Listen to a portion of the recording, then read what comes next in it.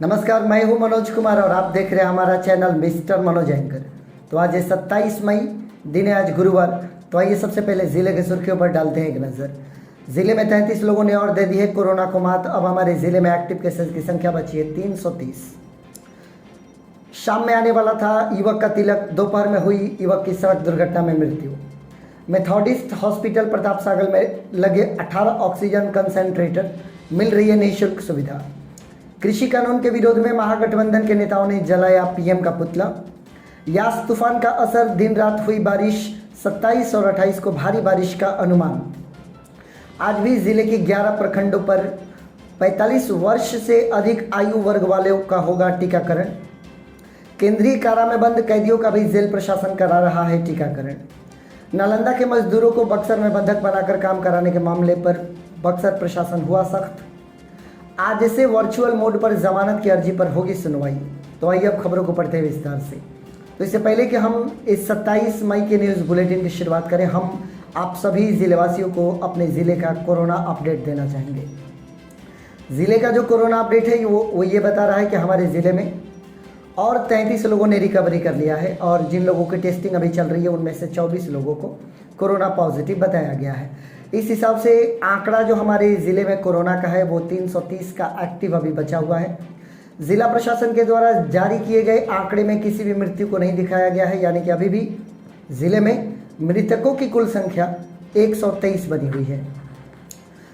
धीरे धीरे आप देख रहे हैं कि कोरोना अपने पीक से उतर रहा है, ये भी कह सकते हैं। और हम ये भी कह सकते हैं कि जिस हिसाब से हमने लॉकडाउन का पालन किया, कहीं ना कहीं ये उसका भी परिणाम है। इसके बावजूद अभी थोड़े दिनों तक और सतर्कता बरतने की आवश्यकता है। अगर हम अपने कर्तव्यों का निर्वहन लगातार करते रहें तो निसंदेह हम अपने ज़िले को कोरोना मुक्त करा सकेंगे। तो सभी ज़िलेवासियों को और ज़िले के नागरिकों को बधाई, क्योंकि यह श्रेय आप ही को जाता है।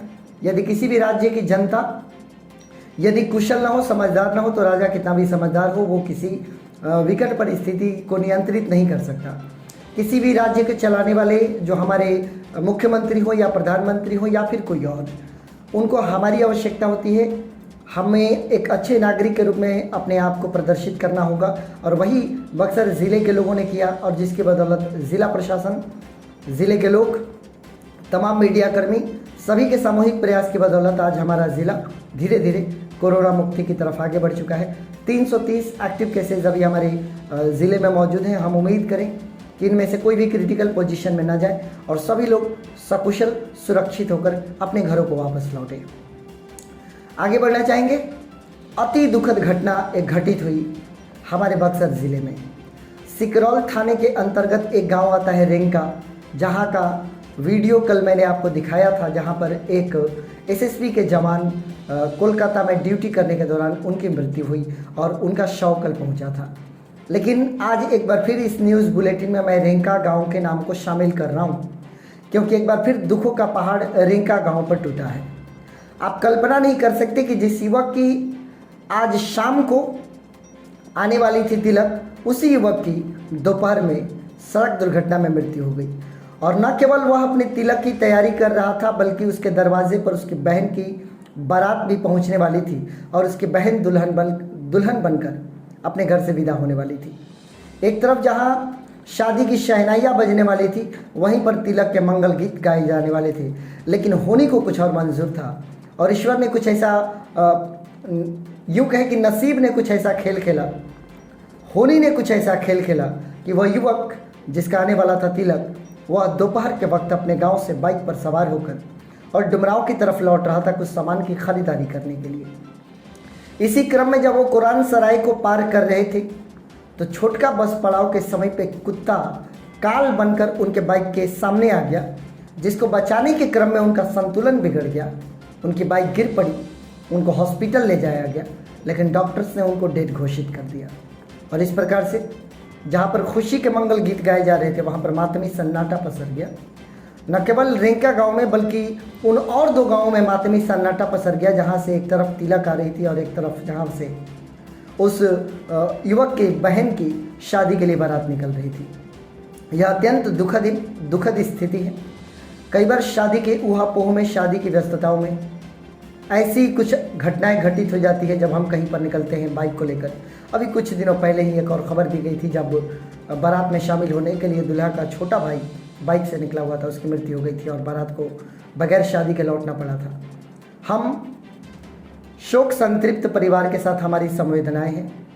इतनी विकट परिस्थिति होगी आपके घर में, उसे शब्दों में बयान नहीं किया जा सकता। माँ बाप की जो परिस्थिति होगी उसको शब्दों से बयान नहीं किया जा सकता। उस लड़की की जो स्थिति होगी, जिस लड़की के साथ इस युवक का शादी होना तय था, जिसका तिलक आने वाला था, उस लड़की की जो मनः स्थिति होगी उसको शब्दों में नहीं बयां किया जा सकता। निसंदेह ये विकट परिस्थिति है, लेकिन ये होनी है और हुआ, और होनी को कोई टाल नहीं सकता। हम नियति के आगे बेबस हो जाते हैं और यही बेबसी आज कई परिवारों में देखने को मिल रहा है, जब सड़क दुर्घटना में इनकी मृत्यु हो गई है। इनका उम्र बताया जा रहा है मात्र 22 वर्ष। इनका नाम सुनील यादव है और इनके पिता का नाम नारायण यादव है। ये मुख्य रूप से रेखा के ही निवासी थे। हम मृतक की आत्मा की शांति के लिए प्रार्थना करते हैं और शोक संतृप्त परिवार के साथ हमारी संवेदनाएं हैं और ईश्वर से प्रार्थना है कि परिवार को इतनी संबल और शक्ति दे कि वह इस विकट परिस्थिति को झेल सके। आगे बढ़ना चाहेंगे। मेथोडिस्ट हॉस्पिटल प्रताप सागर में 18 ऑक्सीजन कंसंट्रेटर लगे हैं, जिससे कि निःशुल्क सुविधा जिले वासियों को दी जा रही है। मेथोडिस्ट हॉस्पिटल के डॉक्टर आर.के. सिंह ने बताया कि 26 कोरोना पॉजिटिव मरीजों को वहां पर एडमिट किया गया, जिनमें से 24 लोगों को स्वस्थ करके घर भेज दिया गया है। 2 लोग अभी इलाजरत हैं। यह मेथोडिस्ट हॉस्पिटल प्रताप सागर के द्वारा मानव सेवा में किया जाने वाला अत्यंत ही सराहनीय कार्य है और डॉक्टर आर.के. सिंह को हम व्यक्तिगत रूप से भी जानते हैं और वो चिकित्सा के क्षेत्र में हमेशा अग्रणी रहने की भूमिका निभाते हैं और जब भी मानव को सेवा की आवश्यकता होती है वह अपनी सेवा अवश्य वहां पर प्रस्तुत करते हैं। फिलहाल वो लगे हुए हैं, उनकी पूरी टीम वहां पर लगी हुई है।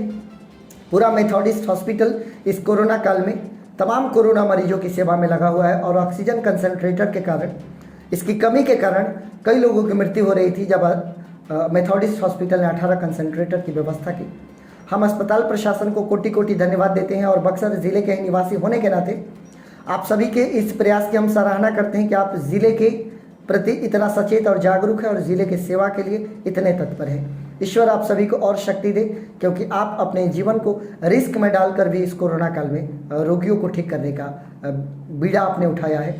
रोगियों को ठीक करने के लिए लगातार आप प्रयासरत हैं। तमाम कठिनाइयों को झेल कर भी आप अपने ड्यूटी पर तैनात हैं। आप अपने परिवार से भी अलग होकर आप अपने ड्यूटी पर तैनात हैं। हम आपके इस प्रयास की सराहना करते हैं। आगे बढ़ेंगे। कृषि कानून के विरोध में एक बार फिर से विपक्षी दलों ने आवाज़ उठानी शुरू कर दी है। कोरोना काल के कारण एक बार फिर से जो दूसरी लहर आई, तो कृषि कानून में जो विरोध और बगावत हो रहा था वो थोड़ी देर के लिए ठंडे बस्ते में पड़ गया। लोगों ने उस पर से ध्यान हटाना शुरू कर दिया। लेकिन एक बार फिर से महागठबंधन के नेताओं ने बक्सर जिले में मुख्यमंत्री मोदी का पुतला जलाया और उन्होंने सभी विपक्षी नेताओं ने एक सुर में कहा कि मोदी सरकार किसान विरोधी है और ये बिल जो पारित किया गया है किसानों के समर्थन में, वास्तविकता में ये किसानों का ये बिल सपोर्ट नहीं करती, बल्कि उनको नुकसान पहुंचाती है, उनको हानि पहुंचाती है।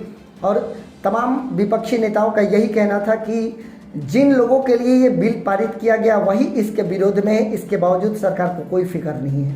वहीं सरकार का अपना पक्ष है कि वो किसानों के हित में इस बिल को पारित कराई है। अभी विपक्ष अपने मुद्दे पर अडिग है, सरकार उधर अडिग है। अब ये लड़ाई कब तक चलेगी और कैसे इसका समाधान निकलेगा, ये देखने वाली बात होगी। आगे बढ़ेंगे। यास तूफान का असर रहा पूरे ज़िले में। दिन में भी बारिश हुई, रात में भी बारिश हुई। हालांकि उतनी तेज़ बारिश अभी तक नहीं देखी गई, लेकिन आज और कल यानी कि 27 और 28 को मूसलाधार बारिश होने की संभावना है। साथ ही साथ तेज़ गति से हवा चलने की भी संभावनाएं हैं। वहीं बक्सर एसडीएम ने ये बात कही कि जल जमाव से छुटकारा पाने के लिए और तूफान से होने वाले नुकसानों की भरपाई करने के लिए प्रशासन ने अपनी कमर कस ली है। लोगों को आवश्यक निर्देश दिए गए हैं और लोग अपने स्तर से जो भी आवश्यक तैयारी कर सकते हैं वो अपनी तैयारी को पुख्ता रखेंगे। हम भी इस वीडियो के माध्यम से तमाम ज़िलेवासियों से ये अनुरोध करना चाहेंगे कि आज जो है 27 मई और कल जो है 28 मई, आप इन 2 दिनों अपनी पूरी आवश्यक तैयारी रखेंगे। अनावश्यक जंगलों में न जाएं, खेतों में न जाएं, पेड़ पौधे के पास खड़े न रहें। अपने घर में पानी को स्टोर रखें, क्योंकि बिजली आपूर्ति बाधित होने वाली है। मोबाइल वगैरह को भी अच्छे से चार्ज करके रखें और कम यूज़ करें ताकि उसकी बैटरी से ठीक रहे, ताकि आप समाचार से अप टू डेट रहें। साथ ही साथ यदि आपके छत पर कोई कराकट रखा हुआ है जो कि हवा में उड़ने की संभावना है, उसको आप वहाँ से हटा लें ताकि अगल बगल आंधी से कोई मरे या ना मरे। कहीं कराकट अगर किसी पर गिर गया तो कई बार ऐसी खबरें हम सुनते हैं, इसके कारण भी नुकसान उठाना पड़ सकता है। तो एक जिम्मेदार नागरिक होने के नाते आप अपने स्तर पर जो तैयारी कर सकते हैं वो उस तैयारी को आप पुख्ता रखिएगा। आगे बढ़ेंगे। आज भी जिले के 11 प्रखंडों पर बने विभिन्न टीकाकरण केंद्रों पर 45 वर्ष से अधिक आयु वर्ग वाले लोगों का टीकाकरण होना है। आप टीकाकरण अवश्य करें। कल भी हुआ था, आज भी होने वाला है। 27 तारीख को भी आप टीकाकरण केंद्रों पर जाएं, टीका लें और टीके के बारे में जो अफवाहें उड़ रही है उन पर ध्यान न दें। वैक्सीन हमारे लिए है, हमारी सुरक्षा के लिए। वैक्सीन हमें कोरोना के खिलाफ लड़ने की शक्ति देता है, इसीलिए वैक्सीन के प्रति लोगों को जागरूक करें और स्वयं भी जाकर कोरोना का टीका, इस वैक्सीन को अवश्य ही ग्रहण करें। आगे बढ़ेंगे। केंद्रीय कारा में जो बंद है कैदी, उन पर भी बक्सर प्रशासन पूरी ध्यान दे रहा है, क्योंकि वो कैदी भले ही हो लेकिन वो इंसान है और कोरोना का खतरा उनको भी है। इसी बात को मद्देनज़र ध्यान में रखते हुए कारा प्रशासन ने उन तमाम कैदियों का भी टीकाकरण प्राथमिकता के आधार पर कराना शुरू कर दिया है। प्राथमिकता के आधार पर कई सारे कैदियों का टीकाकरण हो चुका है, कई सारे कैदियों का भी टीकाकरण होना है। तो प्रशासन अपने स्तर से अपना प्रयास कर रहा है कि ताकि कैदियों को भी कोरोना से कोई नुकसान ना हो और वो भी स्वस्थ रहें। आगे बढ़ेंगे। नालंदा के मजदूरों को बक्सर में बंधक बनाकर कार्य करने का मामला प्रकाश में आया। उनसे ज़बरदस्ती कार्य कराया जा रहा है, उनको इसके लिए कोई पारिश्रमिक नहीं दिया जा रहा है, ऐसा मजदूरों का कहना है। बक्सर प्रशासन के सामने ये जब मामला पहुंचा तो बक्सर प्रशासन ने सख्त निर्देश दिए। ईंट भट्ठा पर ये लोग काम करते हैं और उनका कहना है कि उनको हत्या की धमकी दी जा रही है और उनको कोई पारिश्रमिक नहीं दिया जा रहा है। ये घटना राजपुर थाना क्षेत्र के डिहरी गांव की है, जहां पर ईंट भट्ठा पर कामगार लगे हुए हैं जो कि नालंदा के रहने वाले हैं। एसडीओ, हमारे बक्सर एसडीओ ने बताया कि इस मामले की जांच के लिए टीम को बना दिया गया है और हम टीम इस मामले की गहराई से जांच पड़ताल करेंगे और निष्पक्षता से जांच पड़ताल होगी। अगर कोई भी दोषी पाया जाता है तो उन पर कार्रवाई की जाएगी। वहीं ईंट भट्ठा संचालक की अपनी सफाई है। उन्होंने कहा कि ये जितने भी मजदूर आए हैं ये ठेकेदार के माध्यम से, और ठेकेदार को वो पेमेंट करते हैं। ठेकेदार का काम है कि वो इन मजदूरों को पेमेंट करे। वहीं ठेकेदार का ये कहना है कि संचालक जो हैं ईंट भट्ठा के, वो 1.25 लाख रुपया अभी भी गबन करके बैठे हुए हैं। वो पैसा नहीं दे रहे हैं जिससे कि मजदूरों को शुल्क अदा किया जा सके, उनको पारिश्रमिक दिया जा सके। मामला ठेकेदार और संचालक के बीच में फंसा हुआ है, लेकिन वास्तव में जो पीड़ित है वो मजदूर है, क्योंकि ये बड़े लोग हैं और बड़े लोगों को कोई ज़्यादा तकलीफ नहीं होती। लेकिन जो ग्राउंडेड हैं, जो निचले स्तर के जो मजदूर हैं, उनको उनका पारिश्रमिक मिलना चाहिए और ये संचालक को भी समझना चाहिए और ये ठेकेदार को भी समझना चाहिए। और कोई ज़रूर ऐसा रास्ता निकालना चाहिए जो कि रोज़ कमाने और रोज़ खाने वाले इन मजदूरों को ज़्यादा कष्ट ना हो, अन्यथा ईश्वर की नज़र में भी यह एक बहुत बड़ा अपराध बन जाता है। प्रशासन जो भी कार्रवाई करेगी और जो भी अपडेट्स आएंगे हम आप तक पहुँचाने की कोशिश करेंगे। आगे बढ़ेंगे। कई सारे लोग ज़िले में जमानत की अर्जी दिए हुए हैं, लेकिन कोरोना काल में उनकी अर्जी पर सुनवाई नहीं हो रही है।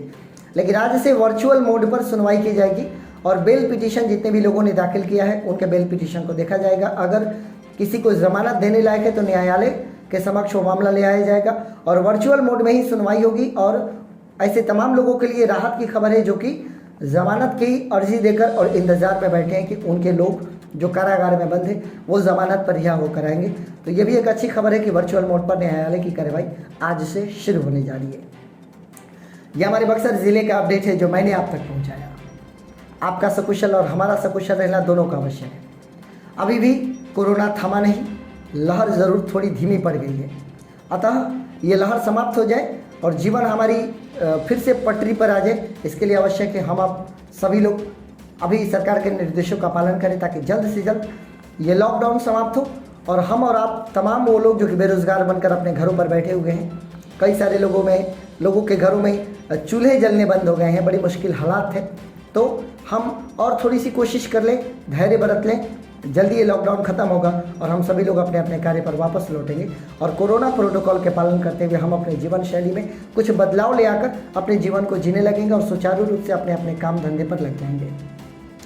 तो आप सकुशल रहें, सुरक्षित रहें एंड मोस्ट इम्पोर्टेंटली कोरोना से भी बचे रहें।